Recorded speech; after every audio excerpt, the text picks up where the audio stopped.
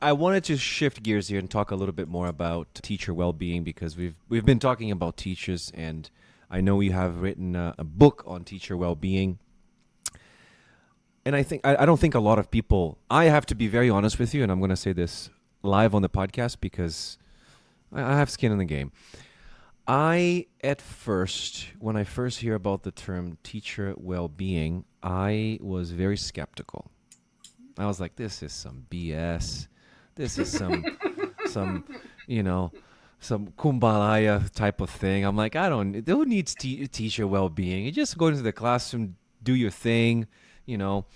But eventually, I had burnout. I had 3 burnouts in a year, Oh my and then I goodness. eventually, also because the people that I had been following who were talking about teaching well-being, they were talking about like self-care, drinking a glass of wine. I don't drink alcohol, so I'm like this doesn't apply to me. So again, it goes back to that criticism where people were talking about teacher well-being from a very superficial, very surface level perspective.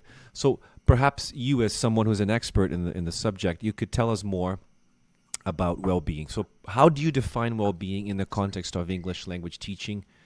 And more importantly, because I have dealt with this, why is it important? Why is it crucial for us to move beyond the simplistic understandings that many people seem to have on that topic? Yeah. Thank you for the question. So there's a lot that I'd like to open in. Another sort of thread about this is that there's a whole conversation we can have about being a woman and researching female topics like emotions and Good well-being point. and Good point. empathy and compassion. So I could literally open a whole podcast just on that conversation about my experiences of being a woman researching supposedly female topics. And I expect that the way I have been engaged with would be different if I had been a man. Mm. That's quite a big supposition, but I'm just going to leave that and deposit that there for maybe Uh, a different I strand think that it we makes can a lot both. of sense, Sarah. I think it makes a lot of I, I, sense. I think I it could. does. I think it does. You might not drink wine, but I might later on the basis of that. Mm. So let me tell you how I started with well-being, and then you'll understand a bit of my background about how I came to this. So all my research originally was about the learner. Mm-hmm. And I became interested in complexity theory. And I don't know how familiar you are with complexity theory, but it's about understanding the ecology of the classroom, understanding relationships in the classroom. And I kept coming back and saying, God, everything's about the teacher. I mean, the teacher is the center of everything. The teacher is related to every learner in the class. Everything centers around the teacher. So I went to the literature to say, what do we know about teachers and as individuals, as a psychologists? And there was stuff about teacher cognition, so decision-making processes. There was some stuff about teacher identity, and that was primarily often to do with the transition. But there was nothing really about teachers as people, as what their motivations were, what their emotions were, how they were experiencing their teaching, what they were feeling while they were teaching. Nothing. And it struck me as odd. And I still think this is a massive lacuna, a massive hole in our field. Mm. And there are lots of reasons why the teacher as a person has been neglected, but it's a huge mistake. And we're just starting to maybe redress the balance a little bit. So that's how I came to well-being, and that's how I came to start looking Mm. at teachers as people living their lives in the classroom, talking to that. And so it was teachers who then, through our conversations, guided me to well-being as a topic. And in that way, I think it's just such a real topic for so many teachers. If you look at the kind of teaching we've been talking about today, it's extremely demanding of Mm-hmm. people. And if you take it seriously, and if you're a committed and dedicated educator, it puts you at such risk because you are so invested in what you do. Mm-hmm. And on the one hand, you get, and that's a double-edged sword of being an educator. You get an enormous amount back from what you do. It's one of the most rewarding jobs there is. Mm-hmm. But because we care so much, we can invest to the extent we don't know when to stop ourselves. And it's hard to set boundaries, and it's hard to create the kind of distance that we need. And also, a lot is expected of Mm. teachers in ways that I think is unreasonable. And we'll come to that in a moment. Now, my history, of course, was all in psychology. And everything that I had done in my career up to that point had been in psychology. So my first sort of foray into this, you start looking and you find the literature and you start reading. And of course, psychology as a discipline has not been very social. That isn't the nature of psychology as a field Right. and a discipline. And that, again, could be probably a whole other podcast about understanding psychology as a discipline, and also the misunderstandings of psychology in our field. But, let's not get too distracted. So psychology by nature has focused on the individual, and that's why some of this self-care stuff comes from that perspective, in that it has been a focus on the individual and individual responsibility and individual psychology. And there is a branch of psychology, of social psychology, but that is, one branch of the whole field. And so that's part of the heritage, in that it comes from a field of psychology. It wasn't originally a social concept, it was a psychological concept.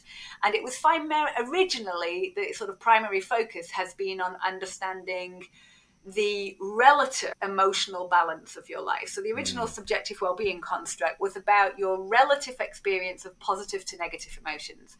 So this was never about not having negative emotions. That, as you would just say earlier, is BS. There is no such thing. Everybody has positive and negative emotions. That's life. But the statement was that well-being was about having, relatively speaking, more of the positive emotions than the negative. But it didn't deny that they exist. It was just the relative balance. And it was about a sense of satisfaction with one's life and feeling satisfied with how things were going. So that was the original sort of psychological construct. And then some of the more eudaimonic views of well-being looked more at sort of self-actualization, took a move, also incorporated things like physical health and social relationships. So started to become a little bit more social. And that's kind of where we also started, because I intuitively, from my background in complexity theory, knew of the importance of the relationship, so knew that that would be part of it. And the minute you start to research this topic seriously, and we started the research about, my team and I really started in all earnest with, I think it was 2016, looking at CLIL teacher wellbeing. That's a whole other story. So, and once you start researching it, you can no longer see it as a psychological construct. Almost immediately, you have to recognize the strongly social, structural, systemic nature of what happens in well-being. So our field was virtually non-existent in terms of any research about teachers, full stop. Not even talk about well-being now, just teachers as people. Well-being now has rocketed, and we'll come to why that is in a minute and some of the problems with that. But there was a little bit of research, and in general education, the bulk of the research was about burnout and stress. But Yes. that's too late. And the notion of well-being is preventative steps and action. Right. That means you don't wait till burnout kicks in, that you're trying to create a state of being well, so that burnout doesn't happen. There's no, there are lots of things that contribute to burnout, and it's an extremely complex phenomena. But it's about the notion of the well-being approach was that to look in preventative terms. Now, you cannot for a moment research well-being, I think, unless you're extremely naive, and come away from this believing it's a psychological phenomenon. It's impossible. Right. And then you understand that it is psychological and structural. It isn't that you have no agency. So these views that see well-being as only being about structure are also not realistic. And the problems that I have is, if a teacher group asks me to go and talk to them about well-being, it's very difficult for me to go and not talk about personal agency and things they can do, because they don't want me to go and just tell them how shit their institution is. They probably know that. Yeah. So they want me to go and talk. So I've always found this a very big tension, and I have never, I don't believe, although, like anybody else, my own understandings have grown over time. So I don't know, at what point I may have, but to the best of my knowledge, I have always advocated that this is something that has to be addressed structurally.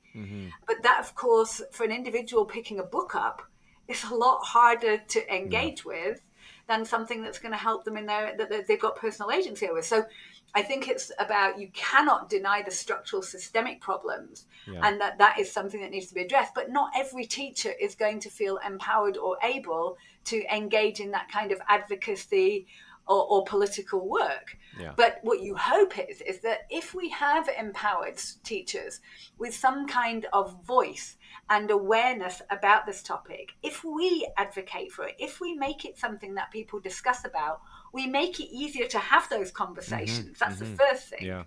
And that we have those conversations on a serious level with leadership and policymakers and institutions. And that, yes, you want to empower teachers in the moment. Now, I don't think I have ever given the impression that just some self-care strategies or coping strategies for stress is going to be the solution, ever. Because it's very clear the minute that you start to research this, that cannot be the solution Yeah. to people's well-being problems, because problems are caused by policy and structural and systemic problems. So I think this comes back to a lot of things. This comes back to the problem of the word well-being Mm. and the whole notion of this. And we're into positive psychology. We might come to that in a minute. There's this simplistic views of what well-being is, the fact that it has a heritage in psychology, which is very typically individually focused and less social in its orientation, and the fact that there is a tension between agency and structure in when we talk about well-being, and that is a real tension that has to be confronted in every conversation. And every teacher group that I go to work with want me to say something that's going to help them in the here and now. Yeah. And do I just say no, this is and I find that difficult. I do. I find that difficult. I find it difficult to say I have to have a conversation with them about understanding that this is not their sole responsibility, and they must never walk away from a webinar or a session with me thinking that this is just on them, ever. But also, I want to give people some strategies to help empower them, to feel that, to give them some sense of agency that maybe that will help them feel they have the resources to come together with others and maybe advocate and maybe come together as a group. Yeah. And maybe be able to voice this. And also a big part of talking about well-being is overcoming some of the taboos we have about burnout and mental health, about coming over, making a space and allowing people to talk about this comfortably and recognizing that this is a thing. It's not some happyology shit. And I'm sick of having to battle the simplistic, dismissive views because it's a popular topic and a popularistic word. And I do think it's associated with women, and I do think it's something that is discriminated 100%. against in a sense by certain people because it's a female carey-sherry thing. Well, Yeah. you know what? Do a bit more reading, guys. If that's how you think well-being is, this is a huge issue, and I feel very strongly, and you see how many teachers are struggling.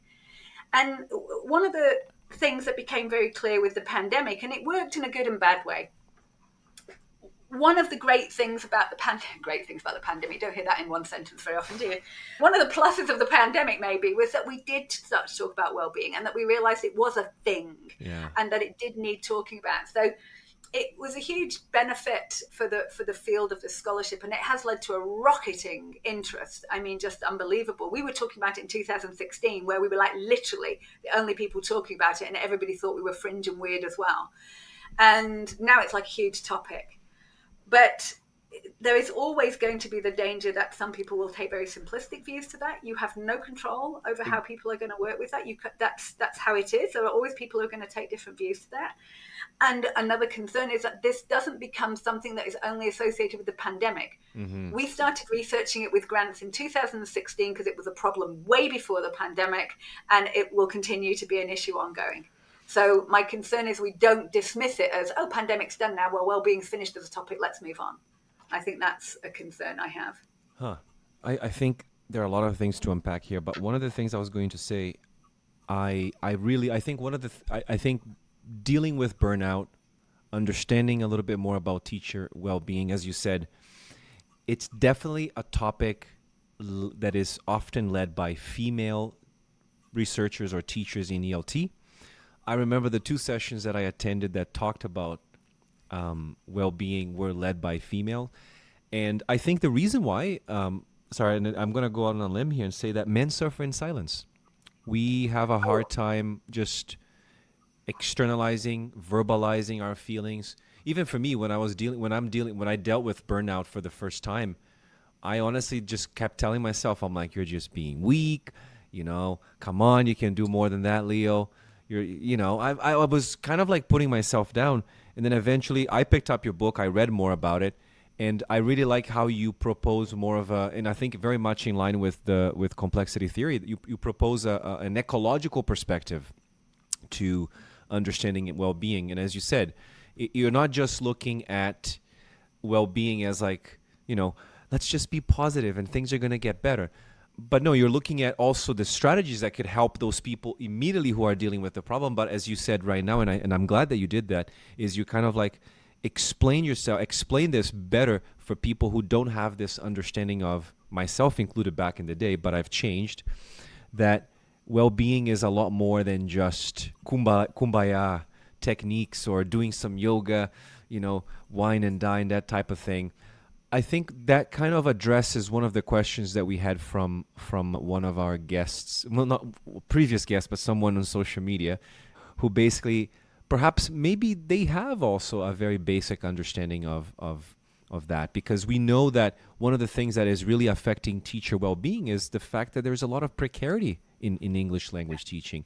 Many teachers face low wages, job insecurity. A lot of them lack social benefits, and we know that language teachers, especially in private language institutions, are all part of this global educational precarious movement. So in the book, you talk about this need for systemic changes, but you also focus on the individual self-help techniques as well. So I think yeah, I should also stress it. yeah, Remember, this book is in a teacher handbook series. yes, yes, It's meant to be for teachers to go away and look at themselves and feel empowered by it. That's the whole aim of the series. So that's a different thing mm-hmm. to academic books that I have written on the topic, which have a slightly different agenda. Yes, So I don't think anywhere that we've ever tried to oversimplify it, but the particular book, the Teacher Wellbeing book in the Oxford Handbook series, is a book that's meant to empower teachers as a handbook for practical intervention. So it has a different audience and a different agenda and a different purpose in that series than something that is trying to be an academic treatise on the subject with a completely different type of publication, of which we also have a couple that would be available for those interested. So yeah, I think one of the things that you touch on that is important, and you talk about it in relationship to men being able to talk about this comfortably and having space to talk about it and feeling validated in having that experience. And I think that that is a big part of this mm-hmm. kind of advocacy work that needs to happen, is not trying to smother this and dismiss it as something. It is absolutely central for our ability to Yeah, teach well. yeah, And if we want to be the best version of ourselves in the classroom, we have to be able to have high well-being. And it shouldn't be seen as a luxury or an addition or as a kind of, well, okay, if you want to do that on the side. It's the basic. And if we can get policy leaders and leadership to understand just how important this is to quality teaching, mm-hmm. maybe they'll sit up. I mean, to be fair, teachers have the right to high well-being without any reference to learners, just Right, as a basic right. But if we want to talk about the effect on learners, yeah, learners learn better when they have high well-being. And if teachers have high well-being, learners are more likely to have well-being through processes of contagion. That's a clear no-brainer. So if we want quality teaching, we need to be taking care of the teachers. And that's just so fundamental and basic.